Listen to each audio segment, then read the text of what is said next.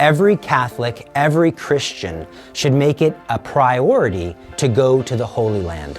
During our lifetime, at least one time, we make it to the most sacred places on this earth. I'm going to give you 5 reasons why you should make it a priority. You should do everything possible. You should make it on the list of, I must go, I must see this, for 5 reasons. Let's start with number 1. Number 1 is location. Location, location, location. When I read the Bible, I ignore a lot of information. I ignore Judea and Galilee, the Kidron Valley, Jericho, this desert, that desert, Mount Carmel, all these places. I don't know where they're at. They just, to me, a little extra information. I skip over them. When you go and you see the places where Jesus was at, you have a greater understanding of what really, really, really happened. It sets in your mind and your heart, this is reality, and it gives you this insight. The gospel writers, when they go out of their way to say, Jesus was in Bethany, Jesus was in Bethlehem, Jesus was in Jerusalem, Jesus went to the Mount of Olives, Jesus was crucified at Mount Golgotha, they're giving you accurate historical, geographical locations. To understand Jesus' ministry, it's important that you have some idea of where these places are in location to one another. So for example, the Annunciation happened at Nazareth. The scripture says, Mary made haste to the hill country of Judea to visit her cousin Elizabeth. I have traveled that distance. I have in my mind a greater understanding of what Mary went through to visit her cousin Elizabeth. I've seen that with my own eyes. I've seen the Jordan River. Where in the Jordan River was Jesus baptized? The scripture says that after Jesus was baptized, he was driven out into the desert. I've seen that desert. And so being able to see, realizing this is a barren wasteland. If it's a barren wasteland now, what was it like for Jesus? Empty. No water, no resources, no cities, no buses, no cars. You can see all of these things. It really grounds in your mind, this is real. This is not make-believe stories. This happened at certain places and at certain times, and knowing those locations really gives you an understanding that you really cannot appreciate unless you see it with your own eyes. Second, that's helpful for the understanding. When you go there, something happens to your heart. Something happens to your soul. I put my hand in the very location, I kissed the floor in the very location where in time and in space, the angel Gabriel appears to the Virgin Mary and says to her, Hail Mary, full of grace. And God, the creator of the heavens and the earth, takes flesh and becomes a human and changes everything. Where God becomes a man, I saw that. I kissed that floor. I encountered that. Something happened deep in my soul. A great understanding happened. I saw where the Virgin Mary was born. I touched that spot. I kissed that spot. I saw where Jesus was born. I put my hand on that spot. I kissed that spot. I consecrated myself over totally to God in that spot. I saw where Jesus agonized in the garden. I prayed there. I felt that. I was there with him. I saw the spot where Jesus was crucified. I put my hand in there. I touched my rosary there. I put my crucifix there. I went to the exact spot that Jesus rose from the dead, where everything was changed. I kissed that spot. I put my hand on that spot. It makes it so real, but in a way that isn't just in my mind. It changes so much in the soul. You can make that prayer, Lord, I see this. Help me to live like this is real. Help me to live like you keep your promises. So, so important. Third reason, there's other holy sites. Fatima, Lourdes, Mexico City, Our Lady of Guadalupe. It's where this one event happened. When you go to the Holy Land, on one trip, you can go to 20 places. All these locations are so close. It would be worth me traveling across the world to just go where Jesus rose from the dead. It would be worth me traveling across the world to go to the place where Jesus celebrated the Last Supper. The Last Supper, what happened in the upper room? He instituted the Eucharist. He instituted the priesthood. He instituted confession. What happened in the upper room? Pentecost happened. It would be worth me going all across the world for this one site. But when you go to the Holy Land, you're going to see other things. All these locations are so close. For on one trip, you can go to 30 places. Every one of them significant. Every one of them worthy of their own journey across the world. But in one trip, you go to all of them. I'm a big proponent of Our Lady of Fatima. I'm a big proponent of Our Lady of Lourdes, Mexico City, Guadalupe. But the Virgin Mary visited those places after her death. When you go to the Holy Land, you are where the Virgin Mary lived. The fourth reason you should go to the Holy Land, this, what I promote more than anything else, the Rosary. The Rosary is the perfect prayer that the Virgin Mary has given to us to grow in the spiritual life.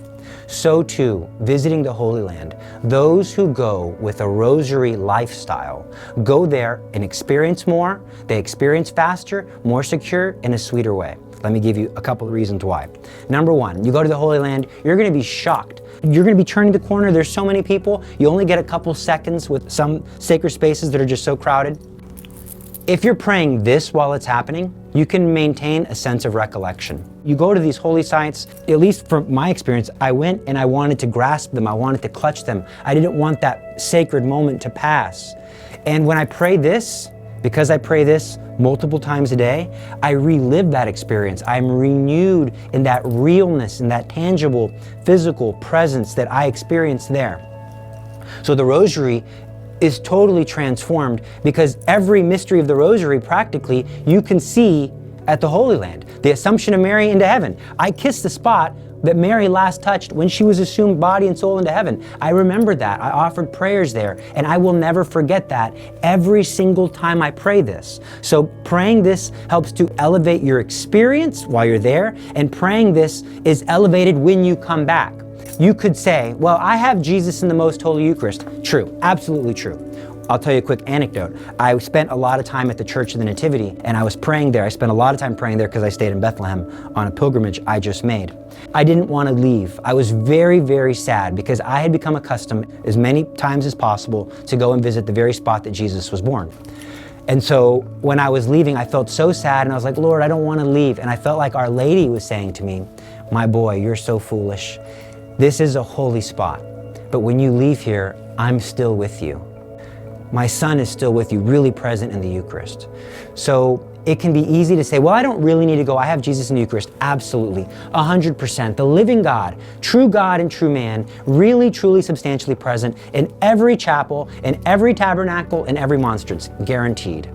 But when you go there, your love for Jesus in the Most Holy Eucharist is elevated. If I'm kissing the floor of where Jesus is born and he's no longer present, that changes the way I see Jesus in adoration. I go into adoration and it can become easy for me to fall into a routine, genuflecting on two knees, just going through the motions. I did not go through the motions when I was in the Holy Land, so when I come back, it makes me realize if I acted that reverence in the presence of a space, it just helps to reorient me. I'm in the presence of the living true God who did all of these things to be united to me. So let's review so far 5 reasons. So far we've only gone through 4. Location, location, location. It puts you into real contact. Your soul is elevated. Your soul is changed when you come into the presence of these places. Thirdly, you're getting a great deal because you're getting so many holy sites in one, more than just going to Fatima, more than just going to Lourdes, more than just going to visit any other Marian sites.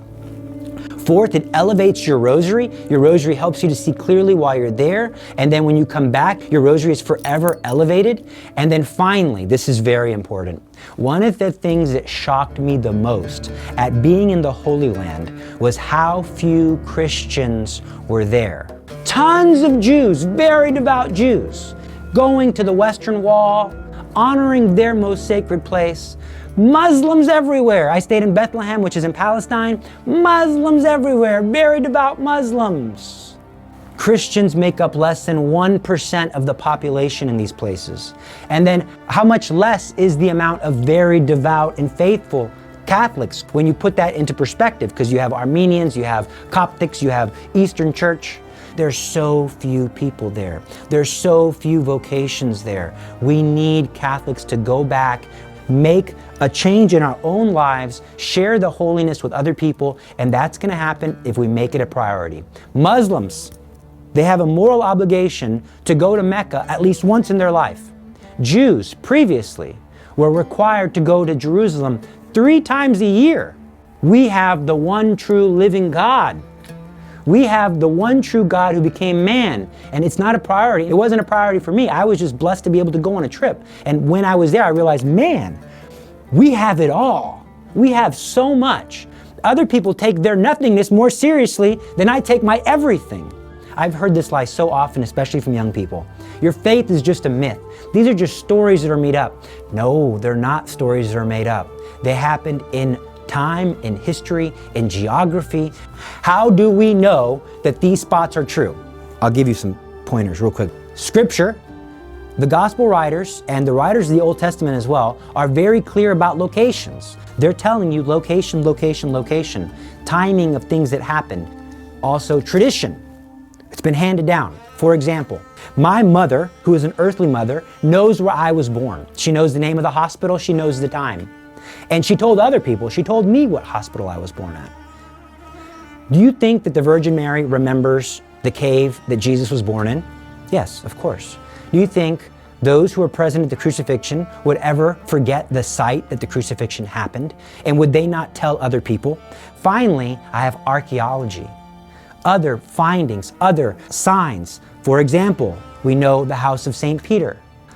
There are some spots that I don't know the exact location, but there are certain places we know for a fact where Jesus was born, where Jesus died, where Jesus rose from the dead. All of these places, real, tangible, and you can go there. If you'd like to learn more about the Holy Land, subscribe to this channel. I'm not going to be making long-form content about the Holy Land. As far as I know, this is it. But I will be making shorts, giving you insights. If you enjoyed this, again, subscribe. God bless you, God love you, and we'll see you very soon.